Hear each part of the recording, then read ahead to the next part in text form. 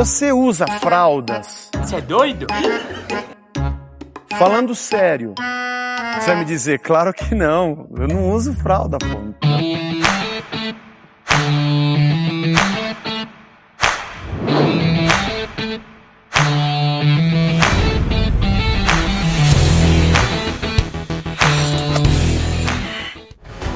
Você já parou para pensar que talvez a sua fé esteja de fraldas? Nesse vídeo, o pastor Zé Bruno fala sobre um tema que vai mexer com a sua cabeça e com o seu coração. Porque não dá mais para viver uma espiritualidade infantil, limitada às promessas que parecem doces, mas escondem verdades mais profundas. Hoje vamos abrir a Bíblia e entender como as promessas feitas ao povo de Israel não são necessariamente as mesmas que se aplicam à igreja de hoje e por que isso muda absolutamente tudo. Vamos falar de fraldas, sim, mas também de maturidade espiritual. Vamos comparar textos do Antigo e do Novo Testamento, refletir sobre o que é bênção de verdade e por que muitas vezes a gente está se agarrando ao que Deus dá e não a quem Deus é. Então já deixa aquele like, se inscreve no canal e se prepara para um papo reto, profundo e que talvez, quem sabe, possa tirar sua fé da zona de conforto. Bora entender se você ainda está de fralda ou se já está pronto para o alimento sólido.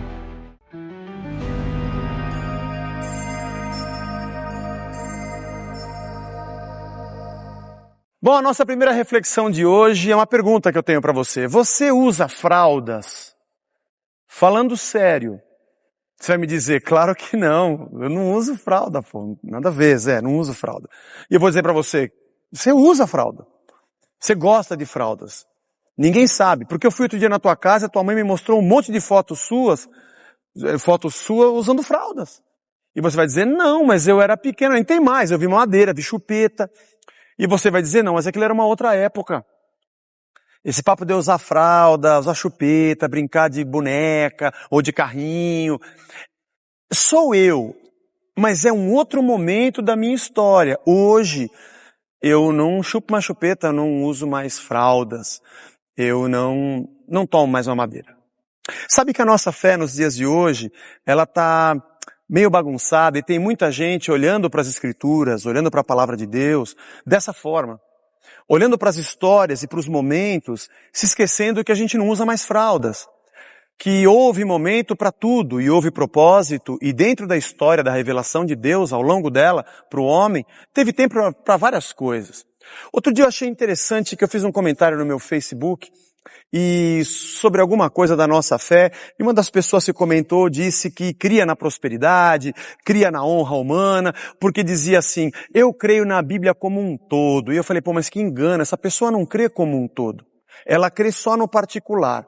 Porque se ela enxergasse o todo, ela ia compreender algumas coisas esquisitas e engraçadas que tem na Bíblia, entre o Antigo e o Novo Testamento. Voltando sobre as fraldas, dá uma lidinha nesse texto, Isaías 1:19, que Deus diz ao seu povo, se quiserdes e me ouvirdes, comereis o melhor dessa terra. Incrível! Você fala, eu tomo posse, eu vou comer o melhor dessa terra. É isso que Deus tem para mim. Legal. Enxergo a Bíblia como um todo. Calma.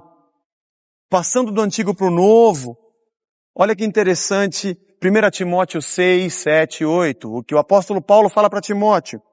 Nada temos trazido para o mundo, nem coisa alguma poderemos levar dele.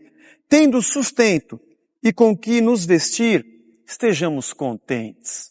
Eu te pergunto se não é pelo menos engraçado você tomar posse de um negócio tão incrível e depois de um certo tempo a mesma história bíblica dizer, calma, não precisa de tudo isso, você está procurando o que é errado. Vamos voltar para um outro texto, Provérbios, que tem uma promessa interessante, honra ao Senhor com os teus bens, com as primícias de toda a tua renda, e se encherão fartamente os teus celeiros, e transbordarão de vinho os teus lagares. Capítulo 3, verso 9 e 11. E você faz o quê? É isso que eu tenho que pregar, é isso que eu tenho que viver. Eu vou honrar a Deus, Ele vai encher meu celeiro, Ele vai encher meus lagares, eu vou ter muito, eu vou colher muito. Essa é a bênção de Deus para mim.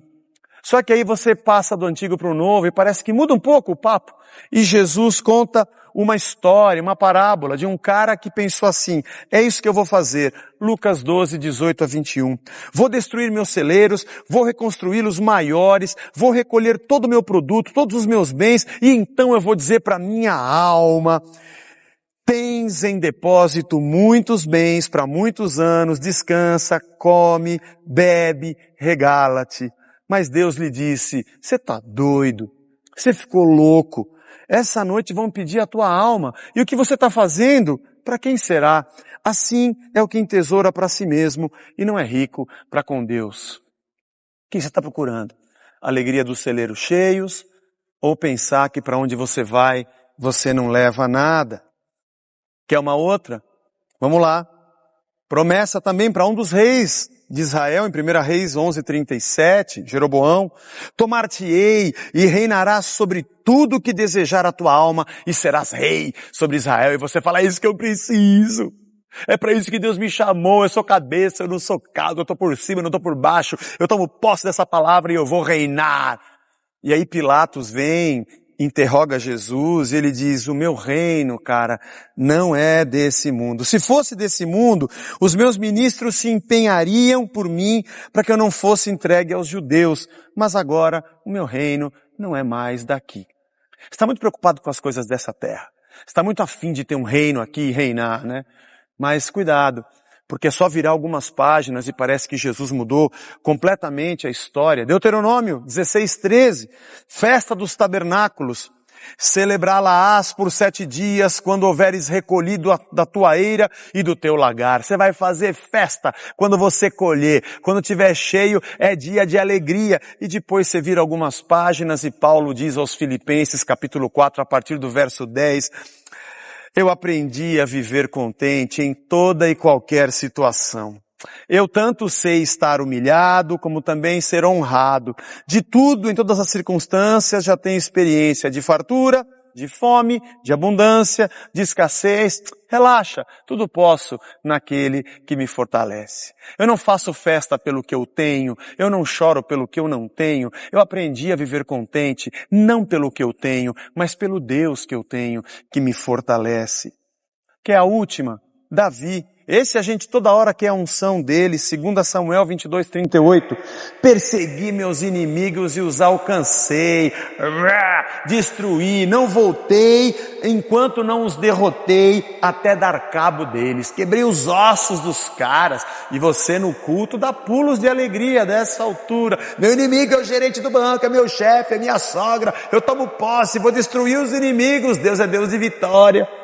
Aí vem Jesus e acaba com a tua festa. Eu, porém, vos digo: amai vossos inimigos e orai pelos que vos perseguem, para que vos torneis filhos do vosso Pai Celeste, porque Ele faz nascer o sol sobre maus e bons, vir chuva sobre justos e injustos.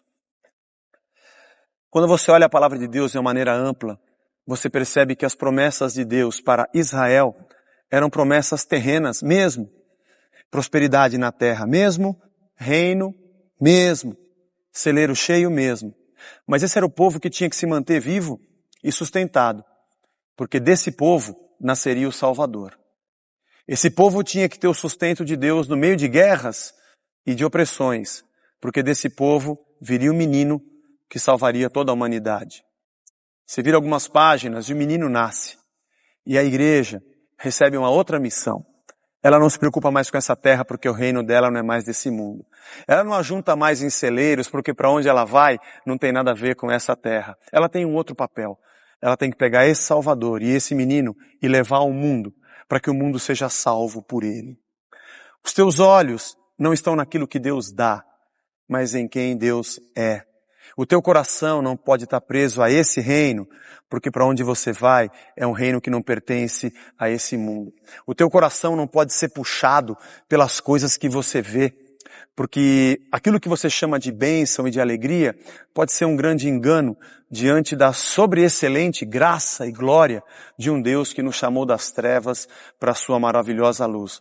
Cuidado para você não ficar esperando chegar uma fralda, enquanto já é hora de você comer alimento mais sólido. Beleza? Mas acho que você ainda usa fralda, hein? Até o próximo.